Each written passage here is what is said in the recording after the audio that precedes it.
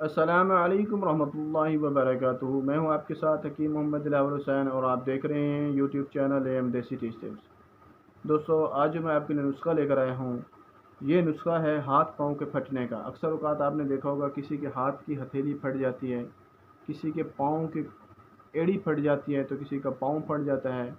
ये अक्सर औक़ात लोगों में गर्मी के अमराज की वजह से होता है या हीट की बीमारी की वजह से होता है। इसके लिए मैं आज एक मरहम लेकर आया हूँ जो इंशाअल्लाह ताला अज़ीम आपके हाथ पाँव को हमेशा हमेशा के लिए बिल्कुल मुलायम और तंदुरुस्त बना देगी। तो चलिए दोस्तों, आपको वीडियो की तरफ लेकर चलता हूँ। वीडियो शुरू करने से पहले एक छोटी सी रिक्वेस्ट है कि वीडियो को गौर से सुना करें ताकि आपको वीडियो अच्छी तरह समझ आ जाए और आप अच्छे से दवाई को बना सकें। तो चलिए दोस्तों, नुस्खा नोट फरमाएं। और छोटी सी रिक्वेस्ट है कि अगर आप लोगों ने मेरे चैनल को अभी तक सब्सक्राइब नहीं किया तो वो भी सब्सक्राइब कर लें, और वीडियो अच्छी लगे तो उसको लाइक और शेयर ज़रूर किया करें। तो दोस्तों, नुस्खा नोट फरमाएं। दवाई आपने जो लेनी है वो नोट करें।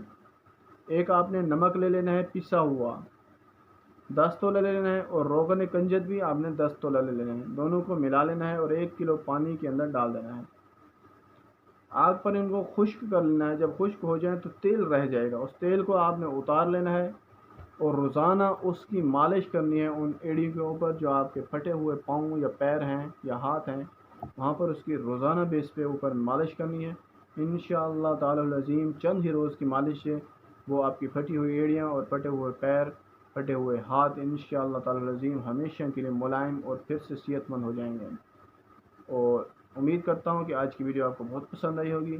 मिलते हैं अगली वीडियो के अंदर, तब तक के लिए दीजिए अपने भाई को इजाज़त। अस्सलाम वालेकुम रहमतुल्लाहि व बरकातुहू।